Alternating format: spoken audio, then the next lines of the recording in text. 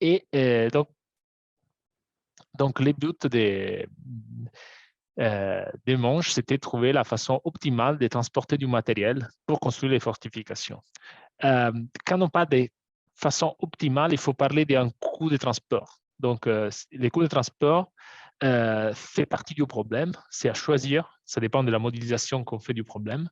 Par exemple, pour Manche, les coûts de transport, c'était proportionnel à la distance. Donc, ça veut dire que si je dois transporter 1 kilo de matériel entre deux villes qui sont à 100 km de distance, je vais payer par exemple 100. Si les deux villes sont à 1000 km de distance, je vais payer 1000.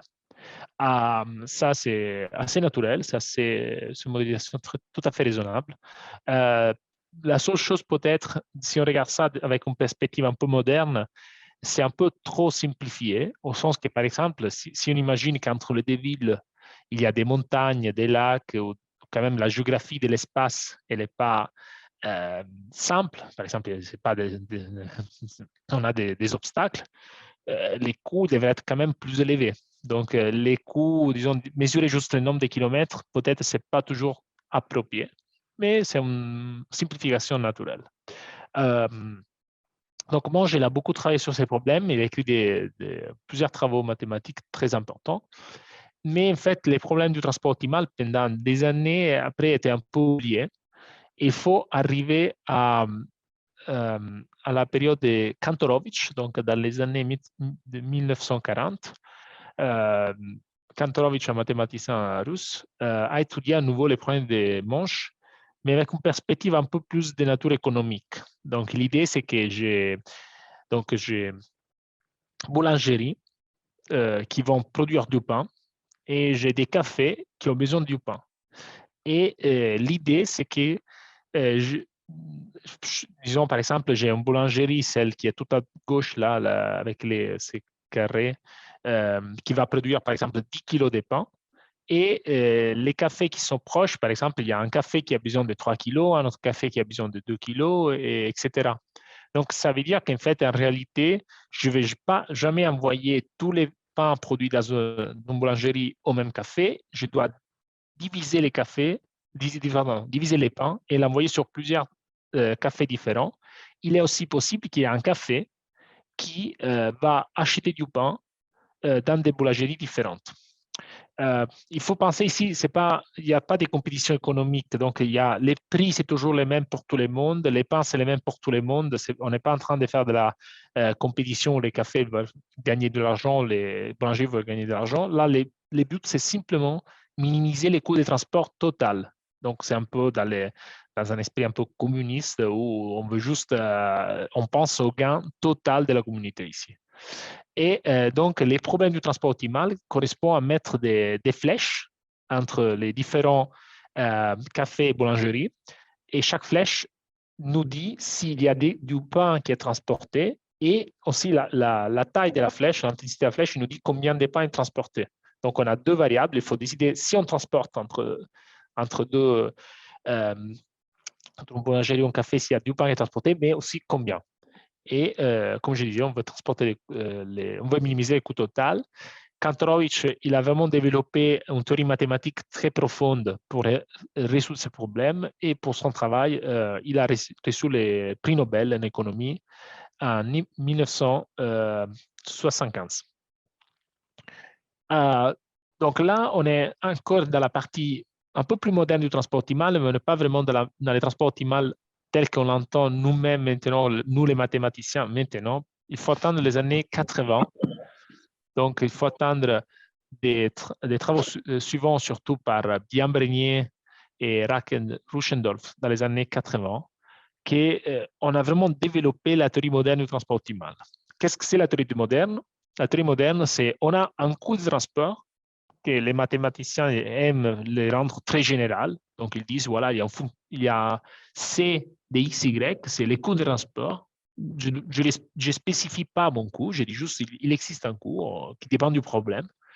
Et donc, C de X, Y, c'est un nombre. Pour chaque X, Y, C de X, Y me dit combien ça me coûte de transporter, par exemple, une unité de masse, par exemple, 1 gramme, entre X et Y. Et Et après, étant donné ces coûts, je veux minimiser les coûts de transport total. Donc, je veux trouver la façon optimale de choisir chaque point X dans quel point Y doit être envoyé, de façon qu'à la fin, j'ai transporté toute ma masse et le coût de transport total est minimal. Donc, ça, c'est le but de problème. C'est un problème qui, au niveau mathématique, c'est tout à fait c'est très compliqué en fait à résoudre. En particulier, est-ce qu'il existe un transport optimal? Disons, au niveau même mathématique, ce n'est pas du tout évident qu'il y a toujours un choix optimal. C'est possible, par exemple, que pour chaque choix possible de transport, je peux toujours trouver un autre choix qui est meilleur. Donc, peut-être il n'y a pas de minimum. Il n'y a pas vraiment de coût optimal. On parle d'un ensemble qui n'existe pas. Donc, ça, il faut démontrer qu'il existe un transport optimal. Ça, c'est important pour les mathématiciens. Mais en particulier, si on imagine qu'il existe, si après on veut l'utiliser au niveau pratique, au niveau concret, est-ce qu'on peut comprendre comment il est fait, ce transport optimal? Est-ce qu'on a une idée du transport optimal? Est-ce qu'on peut deviner un peu sa forme? Je dois vous dire qu'en général, si vous me donnez juste une certaine source, une certaine distribution des masses que je dois envoyer sur une autre distribution, donc je sais où je pars, je sais où j'arrive, et j'essaie de résoudre le transport optimal. Autant que mathématicien, je sais démontrer, par exemple, que le transport optimal existe, je peux dire plein de choses, mais c'est très, très difficile d'avoir une formule explicite. Donc, de dire, voilà, voici ici la formule de transport optimal. Ça, c'est pas du tout facile. Souvent, on n'a pas une formule explicite. Peut-être on l'a dans des cas très, très particuliers, avec des formes très simples. Par exemple, imaginons que je veux transporter de façon optimale ma distribution de masse est la forme d'une ellipse et je vais transporter une ellipse sur une autre ellipse dans les plans. Ça, dans ces cas-là, on peut écrire une formule explicite. Mais c'est vraiment un cas super simple. Voilà, on parle des formes comme ellipse, un cercle, des choses comme ça. Dès que la forme n'est pas parfaite, on n'a pas de formule. On peut juste dire un peu, on a des idées à quoi ça ressemble, mais on ne peut pas dire de façon explicite quel est le transport optimal. Donc, comme on disait, ça c'est un problème qui m'est beaucoup très proche de moi. Moi, j'ai travaillé beaucoup et j'ai toujours été attiré par ces problèmes parce que il a vraiment beaucoup de connexions à plein d'applications différentes. En fait, il est connecté à beaucoup de problèmes d'autres sortes. Certains problèmes sont naturels. Par exemple, si on regarde les premiers urban planning, donc la planification urbaine, c'est-à-dire il faut choisir comment construire les rues dans une ville de façon que les gens ils peuvent aller entre leur maison et leur travail de la façon plus efficace possible. On minimise la pollution totale, on minimise les consommations d'essence totale, des choses comme ça. Voilà, c'est une application naturelle du problème que je vous ai mentionné. Mais il y a des applications, des choses beaucoup plus actuelles. Je vous mentionnais ça vers la fin, à l'intelligence artificielle, par exemple, qui n'est pas du tout évident. En fait, les transports optimales est même connecté, je discuterai de ça, à la météorologie, par exemple. Donc, il y a des connexions, des problèmes qui, a priori, n'ont rien à voir avec le transport optimal. Donc, moi, j'ai travaillé sur ça et dans la présentation qu'il y a eu par Arnaud, il a mentionné que j'ai même reçu la médaille Fields. En fait, quand j'ai reçu ma médaille, beaucoup de gens ils ont demandé pourquoi tu as reçu la médaille. Moi, j'ai parlé avec beaucoup de journalistes en essayant de leur expliquer ça. Mais en fait, il y a quelqu'un en Italie qui faisait des BD, qui a essayé d'expliquer lui-même qu'est-ce que moi j'ai fait pour obtenir le transport, pour obtenir ma médaille Fields. Donc, vous voyez à gauche, il y a mon visage là qui dit voilà, que j'ai reçu le transport optimal pour la médaille Fields pour mes contributions au transport optimal et j'ai trouvé la façon optimale pour aller d'un endroit à l'autre. Et donc, vous voyez que je suis dans les trams ou dans les trains, je ne sais pas, et j'ai été trouvé sans ticket. Donc, simplement, ma solution était de ne pas payer les tickets. Et ça marche bien autant qu'il n'y a pas de contrôleurs qui vous trouvent. Une fois que vous êtes qu'il y a les contrôleurs voilà, vous faites choper par les contrôleurs, après, c'est pas si optimal que ça. Et donc, voilà, ça, c'est une possible interprétation de ma médaille Fields.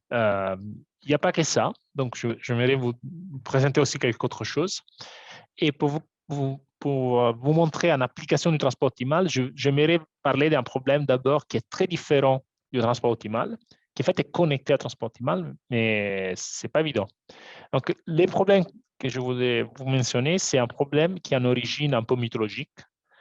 Et on commence par une légende, la légende des Dido. Donc, on est dans le 8e siècle avant Christ. Il y a Dido qui doit s'enfuir de son pays parce que bon, il y a toujours cette histoire un peu de la mythologie grecque où il y a quelqu'un qui a tué quelqu'un d'autre, il faut fuir. Bon, là, c'était les frères de Dido qui a tué les maris de Dido. Donc, Dido doit partir de chez elle, de son royaume. Et donc, elle traverse la Méditerranée. Elle arrive dans le royaume du roi Yarbas. Et donc, elle arrive sur la terre de Yarbas et lui demande d'acheter un petit bout de terre où elle pourrait construire une nouvelle ville ou habiter avec la population qui est avec elle. Donc, Dido fait ses voyages, il arrive, il demande à Yarbas, est-ce que tu peux me vendre du terrain? Et donc, il fait une offre. Le roi, il lui dit, voilà, pour tout l'argent que tu me donnes, je te donnerai toute la terre que tu peux couvrir avec la peau d'un bœuf. Donc, il y a voilà, toute la terre que tu peux couvrir avec la peau d'un bœuf. Ça, c'est ce que je veux t'offrir pour ton argent. Donc, Dido accepte l'offre. Elle dit, OK, ça me va.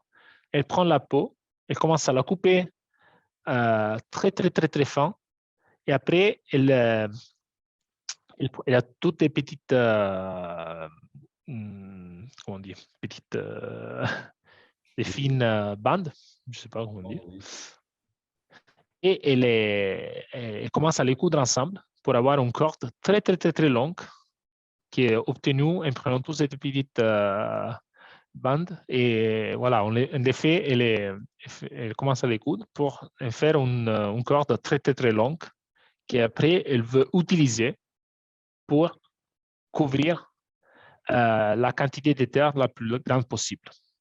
Donc, en fait, à partir d'un pot de la peau d'un bœuf, elle arrive, par exemple, à avoir une corde qui est longue 1 kilomètre, même plus. Et là, elle doit décider, OK, j'ai cette corde. Et mon but, avec ces cordes, c'est de couvrir une terre qui est la plus grande possible. Et la question est, quelle forme dois-je donner à ma corde pour avoir à l'intérieur de cette corde la surface maximale? Et donc, ce que Dido fait, c'est la chose suivante. Je vais vous montrer. Voilà, elle prend cette corde et elle trace un demi-cercle le long de la côte. Et à l'intérieur de ce demi-cercle, elle va construire la ville de Carthage. Donc, ça, c'est la légende de Dido. Et donc, ce que Dido fait, donc vous voyez, c'est elle a résolu un problème mathématique. Le problème mathématique est le suivant. On vous donne une corde qui a une certaine longueur, on a dit par exemple 1 kilomètre. Quelle forme dois-je donner à ma corde de façon que l'air contenu à l'intérieur de la corde elle est la maximale possible? Ça, c'est ce que les mathématiciens appellent problème isopérimétrique. Et voilà, on peut le formuler comme ça. Donc, étant donné une corde de certaine longueur, on veut avoir à l'intérieur de cette corde l'air la plus large possible, ou on peut le voir de façon un peu duale, c'est-à-dire que je fixe combien de surface je veux couvrir, par exemple 1 kilomètre carré, et je cherche de le faire avec la corde la plus courte possible. C'est le même problème. Donc, je fixe la longueur de la corde et je vois la surface maximale, ou je fixe combien de surface je veux couvrir et je veux le faire avec la corde la plus courte possible. C'est le même problème, juste formulé de façon différente. Et la solution, on la voit ici. Donc, si je suis à l'intérieur je ne suis pas sous la côte, je suis à l'intérieur. je vais tracer un cercle. Si je suis sur la côte, je peux utiliser l'effet qu'à droite, ici, de la côte, il y a la mer. Et donc, je dois juste tracer un demi-cercle ici pour avoir l'air la plus grande possible. Donc, Dido a résolu les problèmes isopérimétriques parce que la forme d'écartage, effectivement, elle est grosso modo un demi-cercle. Bon, c'est vrai que dans la vie réelle, la côte, elle n'est pas en droite. Bon, c'est plus compliqué. Mais disons, au niveau idéal, si on pense vraiment au niveau un peu idéal, on veut tracer des demi-cercles. Et ce n'est pas par hasard que la plupart de nos villes, en fait, souvent, s'ils ne sont pas sous la côte, à l'intérieur, ils sont toujours des ronds, en fait. Par exemple, on peut penser à, je sais pas, au périphérique de Paris. Ou en Italie, on a la même chose. Donc, ces problèmes-là, pardon, je ne sais pas pourquoi il est parti dans la direction opposée. Ces problèmes-là dont je vous ai parlé, c'est les problèmes isopérimétriques. Dans les plans, donc on est en dimension 2. Vous voyez, c'est des formes très simples. On a un cercle, on a un disque, on a un demi-disque, des choses comme ça. Mais nous, on vit dans un espace trois-dimensionnel. Donc, la question naturelle à se poser, c'est quelle est la solution du problème isopérimétrique si je suis en dimension 3, donc la dimension physique. Et dans ces cas-là, la physique nous aide. En fait, pas la physique, les jeux nous aident. Donc, quand on était enfant, peut-être, on a joué avec les boules de savon. Qu'est-ce qu'on fait quand on joue avec les boules de savon? Ce qu'on fait, c'est la chose suivante. On a les savons, on a ce petit bâton qui a un cercle au milieu, qui est donc les bâtons plastiques. Donc, on les met dans les savons et après, on commence à souffler de l'air à l'intérieur du cercle où il y a cette surface des savons. La surface des savons, elle commence à bouger jusqu'au moment où elle se détache du cercle en plastique. Et au moment où elle se détache, elle se ferme. Et quand elle se ferme, l'air contenu à l'intérieur de la boule de savon, elle ne peut plus sortir. Donc, ça veut dire que j'ai une forme où à l'intérieur, j'ai une quantité d'air fixée. Et la seule chose qui peut bouger, c'est la surface. Donc, les volumes contenus à l'intérieur, c'est bloqué. La surface, elle peut changer la forme. Et le but, c'est quoi? Dans tous les systèmes physiques, le but, c'est toujours de minimiser l'énergie totale. Tous les systèmes physiques ont toujours une tendance à aller à la configuration qui coûte le moins cher possible. Et quelle est la configuration qui coûte le moins cher possible? Bon, c'est la sphère, un joli rond. On le voit quand on joue avec ça. Donc, ça veut dire quoi? Ça veut dire que la sphère, c'est la solution du problème isopérimétrique. Pourquoi? Parce que, étant donné les volumes d'air fixés, la boule de savon, elle veut minimiser l'énergie, mais l'énergie, dans ces cas-là, c'est la même chose que la surface. Et donc, la sphère, c'est la solution du problème isopérimétrique en 3 dimensions. Bien sûr, ce n'est pas une preuve mathématique, ça. C'est juste une intuition physique à un problème mathématique. Il faut démontrer que ça, c'est la vraie solution. C'est un problème pas facile du tout. C'est quelque chose qui a été démontré dans les années 50, 1957. Donc, il a fallu du temps pour démontrer ça. 55, pardon, pas 57. Mais bon, dans les années 50. Donc, ça, c'est les problèmes isopérimétriques en 3 dimensions. Maintenant, c'est où la connexion avec le transport optimal? On n'a pas discuté de ça. En fait, je vais vous mentionner ça, mais avant de parler du transport optimal, je voudrais vous dire une autre chose. Donc, les boules de savon sont rondes. Pourquoi? Parce qu'elles minimisent l'énergie des surfaces qui correspond au périmètre avec volume fixé. Ça, c'est un principe physique. Ce n'est pas quelque chose qu'on peut démontrer. C'est juste ça vient des considérations physiques qui ont été faites il y a plus que 100 ans. De la même façon, il y a d'autres objets qui font la même chose que les boules de savon. Ils vont choisir des formes qui dépendent de leur composition moléculaire, mais toujours dans l'idée de minimiser une énergie de surface, comme les boules de savon. C'est quoi ces objets? C'est les cristaux. Donc, c'est en 1878, Gibbs a compris que comme les boules de savon sont rondes parce qu'ils veulent minimiser leur surface, aussi les cristaux ils ont des formes différentes. Et, certains, ils sont des cubes, des parallélépipèdes, des pyramides, des choses comme ça. Toujours avec l'idée de minimiser une certaine surface, énergie de surface, mais l'énergie de surface change pour chaque cristal. Donc, ce n'est pas la même énergie de surface. Parce que si c'était la même énergie, on aurait toujours juste des sphères. Donc, l'énergie dépend de la structure moléculaire du cristal, mais les principes physiques, c'est les mêmes. On observe des objets avec une certaine forme caractéristique parce qu'il y a un principe de minimisation derrière, minimiser de l'énergie de surface. Mais il y a une considération aussi physique qui dit, bon, OK, ça, quand on parle des formes comme des sphères, c'est un peu idéal. Une boule de savon, il ne sera jamais une sphère parfaite.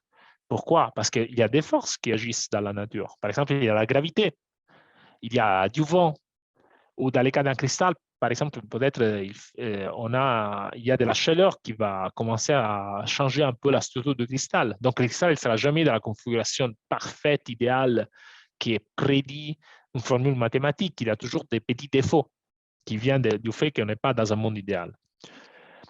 Et la question mathématique qu'on peut se poser, la question suivante, imaginons de donner un peu d'énergie au système, où énergie, ça veut dire il y a des forces qui agissent sur le système, par exemple, comme j'ai parlé de la gravité, par exemple les vents, par exemple la température. Donc, c'est toutes des quantités qui agissent sur le système, ils vont changer la forme des l'objet. Est-ce que je peux quantifier comment la forme de mon objet change en fonction de l'énergie que j'ai donnée au système? Donc, ça, c'est un peu la question abstraite. Donc, imaginons que, par exemple, mon cristal idéal dans les mondes mathématiques, c'est un pentagone tout simple. Mais en réalité, il y a de la chaleur, il y a des forces. Là, j'ai mis la chaleur, par exemple, qui agit. Donc, la chaleur, elle va déformer un peu les cristals. Et disons, j'appelle epsilon, c'est juste une lettre, il dit combien d'énergie j'ai donné. Par exemple, combien la température a influencé mon cristal. C'est une quantité d'énergie donnée au système. Là, c'est juste quelque chose. Donc, j'imagine que si le cristal parfait est un pentagone, mon cristal avec une énergie epsilon, ça va être presque un pentagone, mais pas parfait en fait. Peut-être quelque chose comme ça. Je ne sais pas.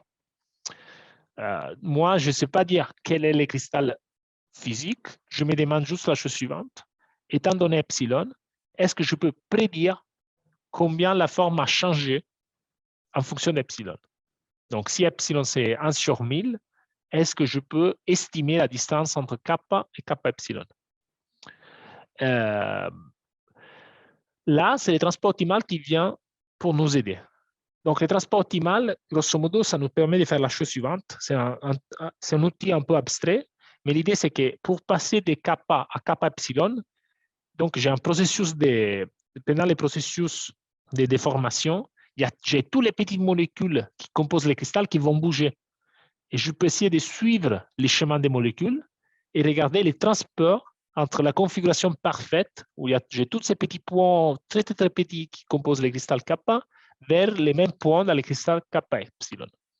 Et je peux essayer de regarder les transports optimaux entre deux configurations et me demander est-ce que ce transport optimal a des propriétés intéressantes.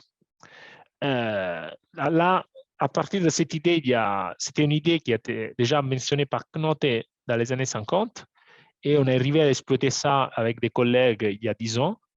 Là, on commence avec des maths assez dures, mais à la fin, on peut arriver à démontrer un théorème de mathématiques rigoureux qui nous dit que si epsilon est la quantité d'énergie donnée au système, la forme, elle va changer au plus par racine d'epsilon. Donc, on a vraiment un contrôle exact de combien la forme elle va changer. Ça, c'est optimal. C'est-à-dire qu'on peut démontrer qu'on ne peut pas faire mieux que ça. Il y a des contre-exemples à un théorème. Disons, il y a des contre-exemples si on essaie de démontrer mieux que ça. Disons, ce théorème que j'ai énoncé, ce n'est pas super satisfaisant. Bon, c'est satisfaisant d'un côté, mais pas pour les cristaux. C'est satisfaisant parce que c'est un théorème qui ne dépend pas de la forme du cristal. Donc, ça s'applique quand le cristal c'est un pentagone, mais ça s'applique aussi pour les bols de savon. Donc, si je suis dans le contexte du bol de savon, les mêmes théorèmes s'appliquent. Il dit, voilà, j'ai ma boule de savon qui était en sphère exacte. j'ai donné un epsilon d'énergie au système, la boule de savon, elle va se déformer un petit peu. Combien elle s'est déformée? Au plus racine d'epsilon. Mais si je suis dans les cas des cristals, les cristals ils sont beaucoup plus rigides que les boules de savon. Les boules de savon, on sait que si on les touche tout doucement, elles vont tout de suite bouger. Alors qu'un cristal, c'est très, très rigide. C'est très difficile de faire bouger un cristal. Donc, ce théorème-là, il n'est pas très satisfaisant parce que jamais en nature, on voit des cristals avec des faces qui sont comme ça, tout bizarre. On ne voit pas des cristaux comme ça. En fait, les maths elles peuvent à nouveau disons, nous dire que voilà, le théorème là qu'on a démontré, il n'est pas satisfaisant pour les cristaux parce que c'est trop général. Si on est dans les structures d'un cristal, donc si on suppose qu'on est dans une situation où l'ensemble est déjà un cristal, donc par exemple c'est un pentagone, c'est un cube, c'est une pyramide, un vrai cristal, pas une sphère, alors même si je donne une énergie petite au système, si par exemple je partais d'un pentagone, je vais toujours trouver un pentagone. Donc pour epsilon petit, la forme ne change pas. Bon, ça change un petit peu, ce n'est pas le même pentagone, mais ça reste un pentagone. Donc c'est vraiment, les cristaux ils sont très très rigides. Ça, on le peut démontrer de façon mathématique rigoureuse. Ça, c'est quelque chose que j'ai fait il y a 2 ans. Donc ça, c'était pour montrer un lien entre transport optimal et cristaux, qui, je dirais, a priori, n'était pas du tout évident. Un autre lien que je voudrais vous montrer toujours, c'est entre transport optimal et nuage. Donc, regardons cette nuage-là. Disons, je regarde, il y a un nuage dans le ciel, je prends une petite photo. Après, une seconde après, j'ai le même nuage, je reprends la photo de la nuage. Mais la nuage, elle a bougé un petit peu entre les deux temps. Et les nuages, ils sont composés de petites particules. Donc, la nuage a bougé, ça veut dire que toutes les petites particules qui composent la nuage ont bougé. Et la question qu'on se pose est, est-ce qu'on peut prédire, si je regarde juste cette image, chaque particule à gauche, à quelle particule elle correspond à l'image à droite? Donc, par exemple, on peut imaginer la particule qui est tout à gauche dans l'image à gauche, elle va être envoyée sur la particule tout à gauche de l'image à droite. Ça, c'est raisonnable. Mais quand on commence à regarder des points au milieu, c'est très difficile de prédire chaque point où il va. Surtout là, j'ai dessiné peut-être une vingtaine de points, mais dans le nuage, j'aurais des milliards et des milliards de points.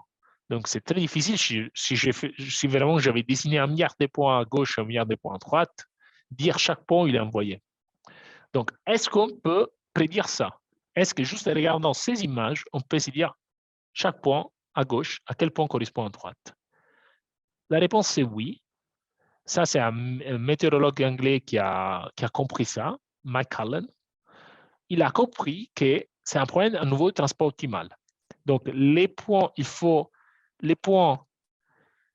disons, pour choisir la couleur à donner à chaque point, comme dans cette image-là. Donc, si par exemple, couleur égaux, ça veut dire que c'est le même point qui est juste à bouger. Couleur égale, ça veut dire qu'un point il a bougé. Et si on veut comprendre chaque point où il est envoyé, il faut colorer toute la configuration de façon que les coûts de transport total du système, c'est le plus petit possible. Donc, pour chaque particule, donc l'idée c'est ça. Pour chaque particule, à gauche, je dois dire, bon, j'imagine que ma particule à gauche, ici, elle correspond à cette particule-là, etc. Donc, je fais tout un couplage pour chaque particule gauche-droite et je regarde les coûts total du transport. Et Cullen il dit que j'ai deviné les bons couplages seulement si les coûts de transport c'est les plus petits possibles. Donc, il y a toujours une idée de transport optimal derrière les nuages aussi. Donc, ça, c'était très important, cette intuition de Cullen, parce qu'elle pourrait... L'idée, c'est qu'il y a donc des équations mathématiques qui s'appellent, là, j'écris à haut, semi-geostrophic equations. Donc, c'est des équations semi-geostrophiques. C'est des équations qui sont utilisées pour prédire les mouvements des fronts atmosphériques. Mais c'est des équations très, très complexes. Donc, l'effet qu'il y a une intuition grâce au transport optimal pourrait, idéalement, nous donner un outil pour résoudre les équations semi-geostrophiques. Ça, c'est de l'intuition de Callen. Malheureusement, quand il a eu cette intuition, il n'a pas compris, il ne voyait pas comment utiliser cette intuition pour résoudre vraiment les équations géométrophiques. Il arrivait à comprendre les mouvements, mais il avait des problèmes à résoudre les équations. Et c'est important de résoudre les équations parce qu'après, on peut les mettre dans un ordinateur, par exemple. Et donc, lui, il n'y arrivait pas. Beaucoup de gens essayaient, pour plus que 20 ans, ils ont essayé d'utiliser cette intuition pour résoudre les équations géométrophiques, mais ils n'y arrivaient toujours pas. Pourquoi? Parce que la théorie du transport optimal n'était pas assez développée. Et c'est quelque chose que nous avons fait avec Guido De Filippis en 2013. On a compris comment résoudre ces problèmes. Donc, j'aimerais, sans encore rentrer dans ce que j'ai écrit dans ces transparences, juste retourner à la transparence précédente, pas ce qu'il y avait marqué, mais à cette image avec la montagne et tous ces points d'interrogation qu'il y a. Donc, il faut penser que démontrer un théorème, c'est comme essayer d'arriver au sommet d'une montagne. Je sais où je suis à la base, je sais où je veux arriver. Solution du théorème. Comment arriver au sommet? Je ne sais pas. Je ne connais pas les chemins. Il faut que je cherche. Parfois, il y a des chemins que je peux intuire. Je peux penser, peut-être en utilisant des outils que je connais déjà, je peux essayer d'arriver au sommet. Et donc, on essaye, on commence à marcher, on essaie à essayer des chemins différents. Parfois, on reste bloqué, on reste coincé, on n'arrive pas à avancer. Et donc, il faut choisir si les chemins qu'on a pris, c'est les bons chemins, mais on est coincé parce qu'il nous manque encore quelque chose qu'on trouvera pour continuer à avancer. Ou peut-être on a pris les mauvais chemins, on est sur la mauvaise piste. Il faut redescendre et recommencer du début. Et pour moi, résoudre ces problèmes, ça a été un peu comme ça. J'ai recommencé plusieurs fois pendant 7 ans, monter, descendre, jusqu'au moment où on a trouvé le bon chemin pour arriver au sommet. Mais ce n'est pas quelque chose qui arrive tous les temps, même, je dirais c'est très rare. Pour beaucoup des problèmes qu'on essaie de résoudre en tant que scientifique, c'est tout à fait normal qu'on ne trouve pas de solution à la fin parce que c'est compliqué. Et là, c'est une belle histoire où on a trouvé les bons chemins. Pour conclure un peu cet exposé, je vais vous montrer aussi quelques applications un peu plus concrètes du transport optimal, pas juste des applications de nature un peu, pas abstraites, mais pas non plus super concrètes non plus. Peut-être le premier exemple que je voudrais vous montrer, c'est celui-là, transfert d'image, en fait, transfert de couleur. Donc, l'idée, c'est la suivante. De la même façon, comme on peut transporter avec les transports optimal, on peut transporter des objets, on peut aussi transporter des objets abstraits, par exemple, des couleurs. Donc, qu'est-ce que je peux faire? Je me donne 2 images. Donc, imaginons, c'est peut-être le plus simple, c'est de regarder d'abord la dernière ligne. On voit assez bien. Donc, j'ai une image ici d'une fille et j'ai une deuxième image et je voudrais récupérer la couleur de la deuxième image et la transférer dans la première image. Donc, qu'est-ce que je vais faire? Je prends les 2 images.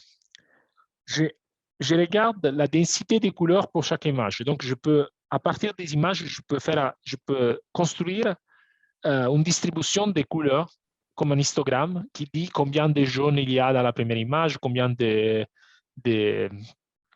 bleu, combien de rouge, et toutes les intensités différentes. Donc, chaque image correspond à une distribution de couleurs avec des intensités. Même chose pour la deuxième image. Donc, à la fin, mes 2 images, à partir de 2 images, je vais trouver 2 distributions de couleurs. Après, je fais un transport optimal au niveau des couleurs. Donc, je prends deuxième image, j'enlève les couleurs de la deuxième image, je transporte les couleurs de la deuxième image sur la première image, sur les couleurs de la première image. Après, je renvoie les couleurs arrière. Qu'est-ce que j'ai fait par ces processus? J'ai pris les couleurs de la deuxième image et je les ai mises sur la première image. Les couplings, donc choisir quelle couleur elle va où, c'est le transport optimal qui me dit. Et par exemple, si on regarde la dernière ligne, ça fait une image comme la troisième que vous voyez. Et après, bon, on fait un petit filtering. Les auteurs Raban, Delon et Gousso ont fait un petit filtering pour avoir une image plus jolie. Mais on a des effets assez impressionnants, en fait. C'est pas mal là, du tout. On peut le voir même dans les premières lignes. Là, vous voyez, on part d'un Renoir, on prend les Gauguin comme source des couleurs. Après, on transfère les couleurs, un petit peu de filtering, on se trouve avec un Renoir beaucoup plus coloré. Et voilà. Donc, ça, c'est un exemple où le transport optimal joue un rôle. Et un autre exemple que je voudrais vous mentionner, ça, c'est beaucoup plus récent. C'est ce qu'on appelle dans l'intelligence artificielle Generative Adversarial Network.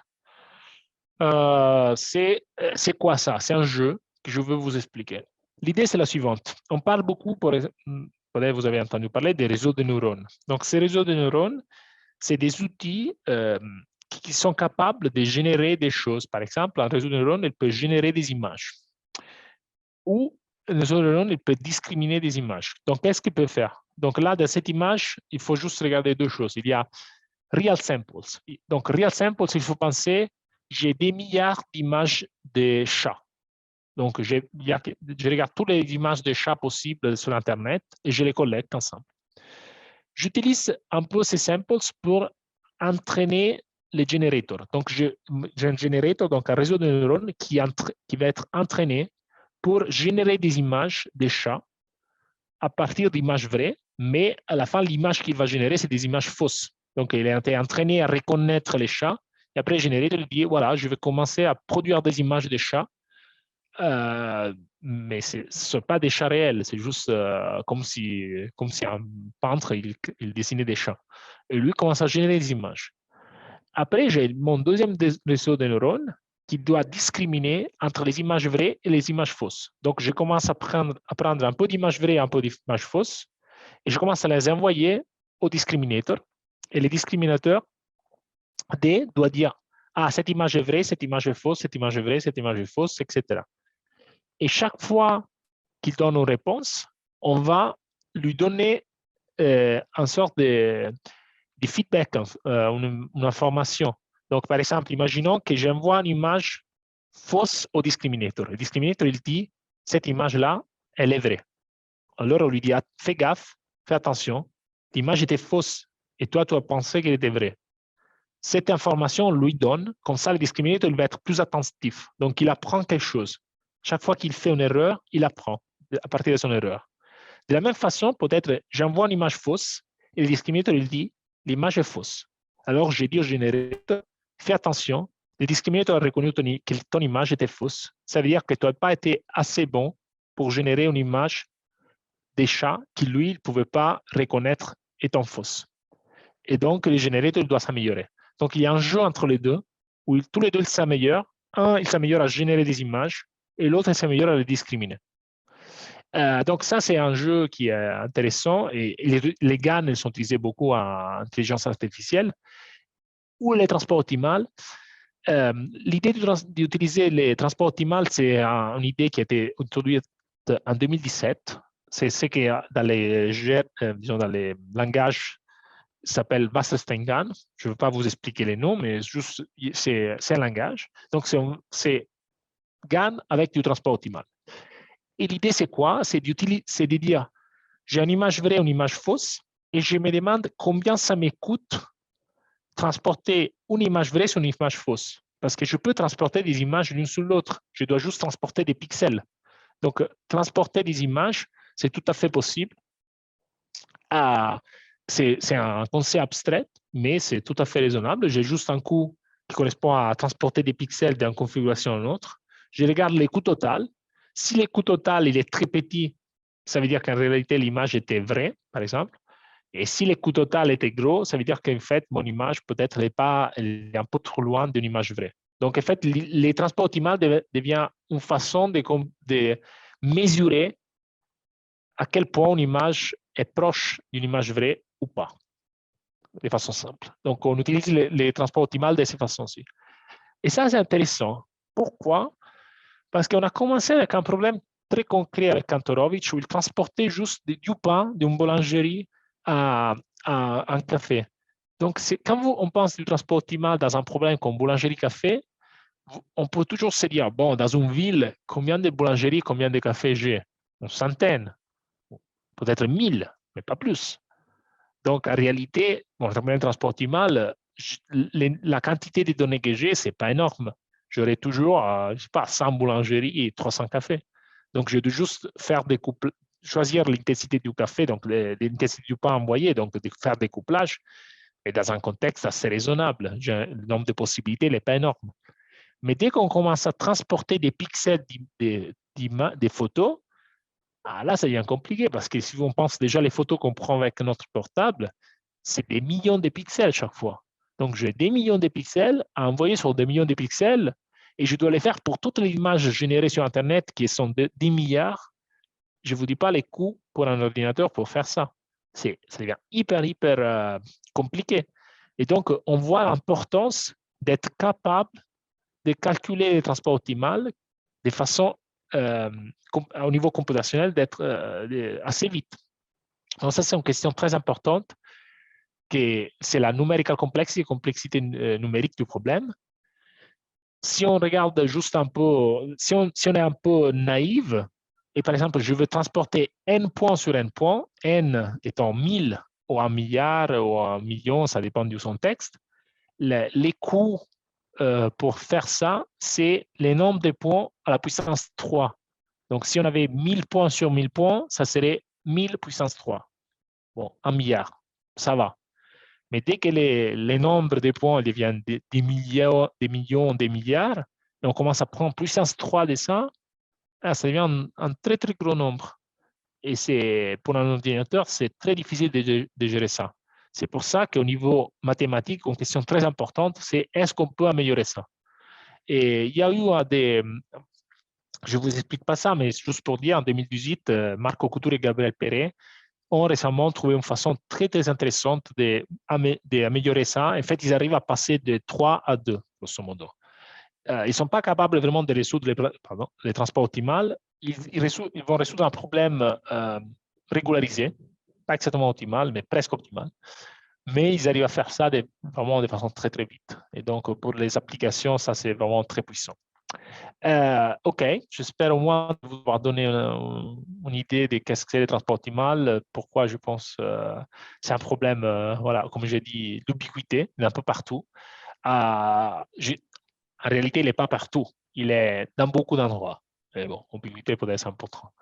Mais bon, j'espère que ça vous a donné au moins une idée et je vous remercie beaucoup pour l'attention et merci beaucoup. Bon après-midi. Merci, merci beaucoup, Alessio. Donc maintenant, le public peut poser, les participants peuvent poser des questions, soit dans le chat, donc dans la discussion, soit en ouvrant leur micro et en posant explicitement leurs questions.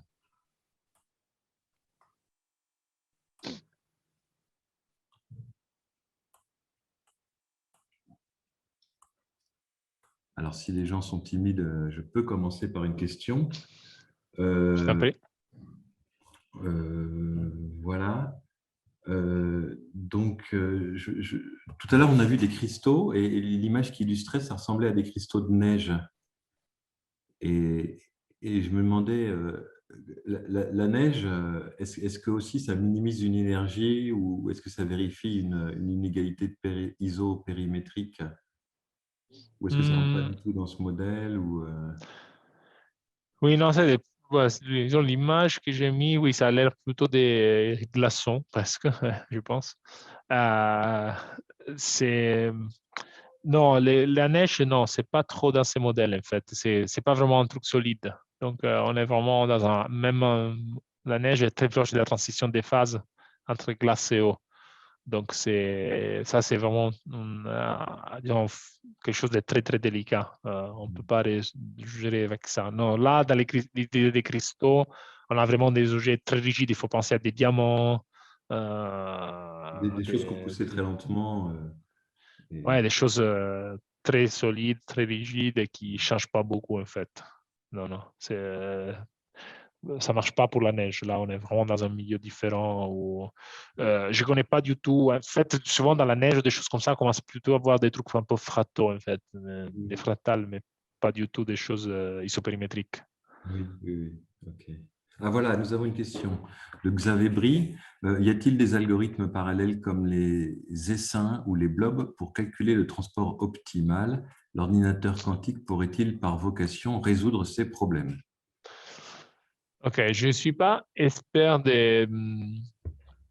d'algorithmes parallèles. Ce que je peux dire, c'est que la difficulté, donc je peux dire que au moment, c'est pas clair que l'ordinateur quantique aide, parce qu'il y a toujours des problèmes de différentes natures. Par exemple, même dans l'ordinateur quantique, il y a toujours les problèmes qu'il faut d'abord insérer les données dans l'ordinateur quantique. Donc, l'ordinateur quantique marche assez bien dans ces contextes un peu particuliers, mais il y a plusieurs coûts en fait dans un calcul computationnel. Il y a des parties, déjà il y a des parties que l'ordinateur quantique fait pire que l'ordinateur classique. Il y aurait dans les problèmes d'optimisation, il y aurait des moments où un ordinateur quantique pourrait aider un peu parce qu'il y a des étapes numériques qui l'ordinateur quantique normalement il ferait plus vite, mais il y a toujours le problème de dire voilà j'ai mes données et je dois les par exemple j'ai donné du problème, j'ai essayé l'allocation de tous mes points et il faut que je mette ces informations dans l'ordinateur quantique et ça a un coût. Et souvent, les coûts de passer l'information au ordinateur quantique et après avoir la solution et la renvoyer à l'arrière, c'est déjà assez élevé. Donc, justement, je m'étais posé cette question. Je n'avais discuté un peu avec les gens de IBM ici à Zurich. Il y a IBM Zurich qui est très, très... Il y a des groupes de recherche justement avec des ordinateurs quantiques. Et pour l'instant, après quelques mois de discussion, c'est pas du tout clair que vraiment ça aide. Disons, il y a toujours après une autre question. Il y a la question théorique et la question pratique. C'est-à-dire que, par exemple, là, ce que Couture et Imperi ont fait, ils ont trouvé une façon d'améliorer le coût computationnel qui passe de n cube à n carré. On pourrait dire, bon, n carré, ça reste quand même beaucoup. Ça, c'est vrai, mais dans les applications concrètes, chaque fois qu'en fait, on prend leur algorithme et on l'applique, en fait, ça converge beaucoup plus vite qu'un n carré. Donc, souvent, il y a des différences entre les limites théoriques et les limites pratiques, au sens que parfois, même si a priori un algorithme il a l'air d'avoir une certaine vitesse de convergence, en réalité, il converge beaucoup plus vite.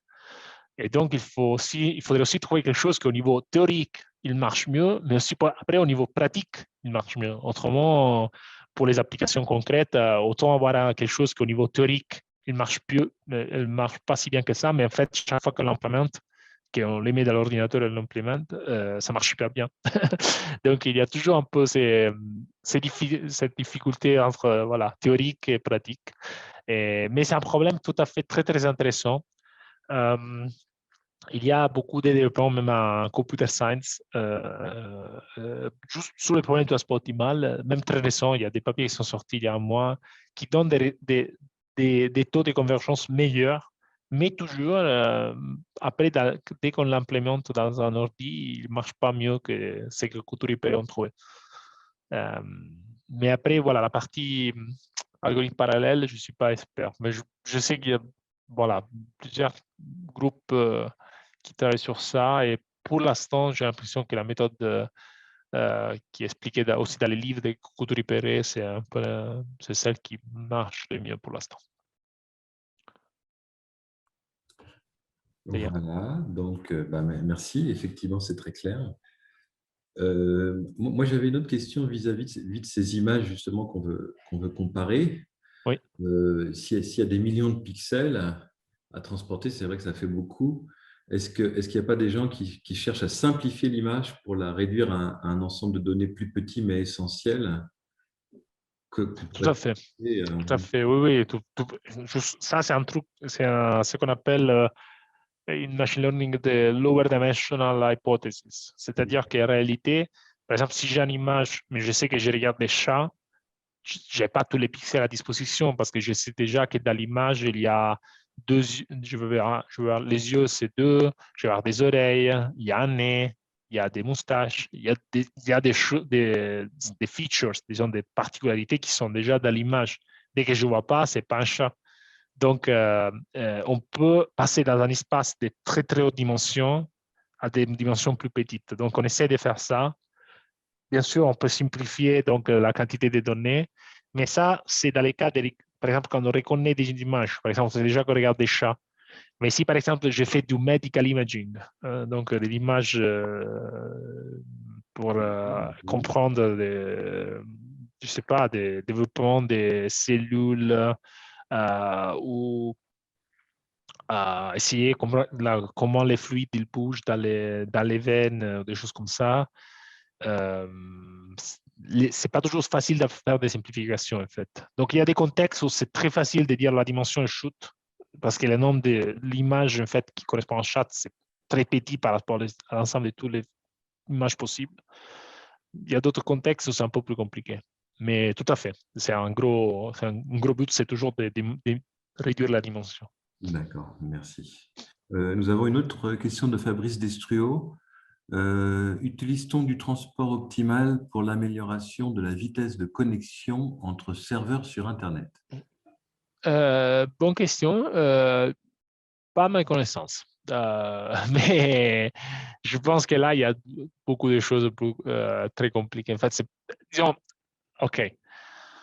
Oui et non, au sens que il faut aussi que je dise, presque tous les problèmes d'optimisation liés à un transport, après, on peut les réécrire comme du transport optimal. Donc, en réalité, est-ce qu'on utilise du transport optimal? Le problème lui-même, c'est un problème de transport optimal parce que c'est une minimisation du vitesse de connexion entre serveurs avec les nœuds et tout. Donc, on peut penser que ça rentre dans le transport optimal, bien sûr. Après, souvent, dans tous les problèmes concrets avec un niveau, une quantité de données très élevée, la théorie en elle-même, ça nous aide, mais jusqu'à un certain moment, parce qu'à la fin, il y a beaucoup de variables à gérer dans la vitesse de connexion, dans le sens qu'il y a plusieurs serveurs qu'on peut utiliser, mais peut-être il faut faire des connexions en plus parce que pour éviter des problèmes, s'il y a des problèmes dans la réseau, on ne veut pas que les gens se retrouvent sans Internet, des choses comme ça. Donc, disons, il y a plusieurs variables qui vont un peu hors de la théorie juste optimale en instant de temps. On veut que ce soit optimal, mais avec beaucoup de stabilité aussi. Mais donc, je dirais, ces problèmes-là, ils rentrent dans les problèmes de transport optimal.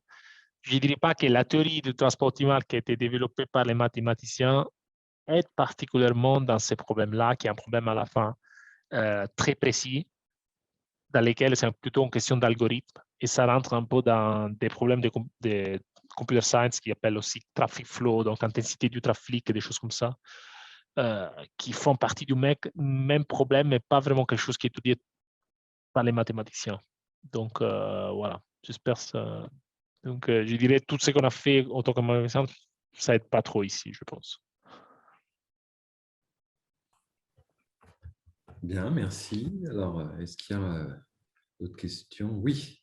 Philippe pose la question, existe-t-il des applications intéressantes du transport optimal dans d'autres domaines des mathématiques?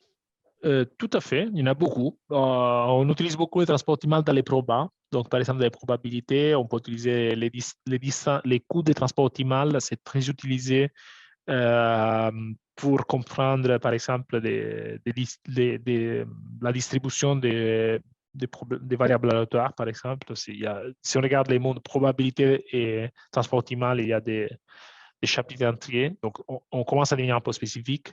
Un autre exemple classique, c'est la géométrie différentielle. On a des liens entre le transport optimal et la courbure de Ricci. Donc, ça, ce n'est pas une réponse grand public, mais pour dire la géométrie d'ensemble, c'est très connecté au transport optimal. L'idée, c'est que voilà, si je veux transporter de la masse et mon espace il est plat, ce n'est pas la même chose que si mon espace il est courbé. Par exemple, si j'ai beaucoup de masse au pôle nord et je vais la transporter au pôle sud, je vais envoyer ma masse en utilisant tous les parallèles qui partent du nord vers le sud. Et en particulier, la masse qui au début était très concentrée au pôle nord, quand elle arrive vers l'équateur, comme toute la masse va être étalée et l'équateur est beaucoup plus large que vers le pôle nord, la masse, en fait, pendant son chemin, il va y avoir moins de masse à chaque endroit.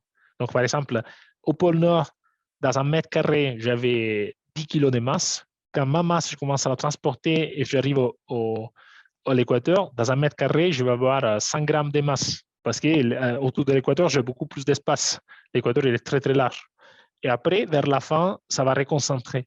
Donc, les schémas, donc si je regarde les transports optimaux de façon continue, donc les schémas de la masse pour arriver du point de départ au point d'arrivée, ce que je vois pendant les schémas, dépend de la géométrie de l'espace. Et donc, on peut utiliser le transport optimal pour étudier la géométrie de l'espace, notamment la courbure de l'espace, la courbure de Ricci de l'espace. Donc, ça a été utilisé beaucoup dans la géométrie différentielle et dans l'espace métrique. C'est utilisé même dans les mécaniques quantiques et dans la mécanique, en général, la physique mathématique, pour étudier, par exemple, si j'ai des particules qui interagissent, par exemple des électrons qui interagissent, j'ai des configurations d'électrons, je vais regarder notre configuration, je vais comprendre l'évolution de deux configurations d'électrons. Je peux me demander quel est le coût de transporter une configuration d'électrons à une autre configuration d'électrons. Donc, ça fait, par exemple, des coûts de transport. Ça permet de comprendre la stabilité de certains systèmes physiques. Autre exemple. Il y en a plus, mais juste pour dire, il y a beaucoup d'applications. Merci. Apparemment, effectivement, il y a beaucoup d'applications. Alors, est-ce que les gens ont d'autres questions? Ah oui, Fabrice Desclaux pose une deuxième question. Réciproquement, employez-vous des éléments de symétrie, par exemple les groupes, dans vos équations de transport optimal? Oui et non, au sens que oui, si j'ai des symétries, je vais les exploiter, tout à fait. Donc, par exemple, si j'ai des groupes qui agissent sur mon système, ils me donnent des groupes de symétrie, je vais les exploiter. Le problème, c'est que dans beaucoup d'applications, il n'y a pas de symétrie. Donc, il y a des cas où il y a des symétries, on les utilise, mais dans beaucoup de problèmes concrets, souvent, on ne l'a pas, donc, malheureusement. Donc, on ne peut pas simplifier la structure. Mais bien sûr, dès qu'il y en a, on l'utilise. Mais voilà, c'est très rare qu'on a des symétries. Quelles sont les pistes de recherche futures privilégiées? Ah, ça, c'est une bonne question. Je pense qu'il y a les pistes déjà suivies par les gens qui sont continuées à être suivies. Par exemple, les applications de transport optimal aux inégalités supermétriques restent un domaine très actif. Même chose pour la géométrie, même chose pour les probas. C'est clair que c'est nouveau et qu'il y a beaucoup de potentiel pour apporter des choses vraiment nouvelles, c'est les applications de l'intelligence artificielle. Parce que là, c'est un domaine où il y a des questions nouvelles et les gens ont juste commencé à les étudier. Donc, je dirais, grosso modo, ce qu'on a vu jusqu'à maintenant, il n'y a rien qui s'arrêtera. Mais en même temps, je pense qu'il y a aussi d'autres pistes intéressantes, notamment l'intelligence artificielle.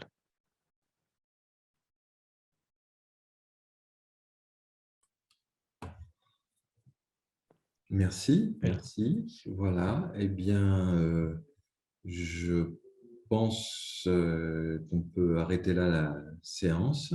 Je vous remercie à tous d'avoir participé, tous les participants. Je remercie bien sûr Alessio d'avoir donné cet exposé grand public. Voilà. C'était un plaisir. Voilà. Je remercie Uriala France d'avoir organisé aussi le festival et cette session. Voilà. Et je vous souhaite à tous une bonne continuation. Bon, merci beaucoup et bon après-midi. Merci Arnaud et merci à tous. C'était vraiment un plaisir. Merci, Bonne journée. merci beaucoup. Merci, c'était très Au intéressant. revoir.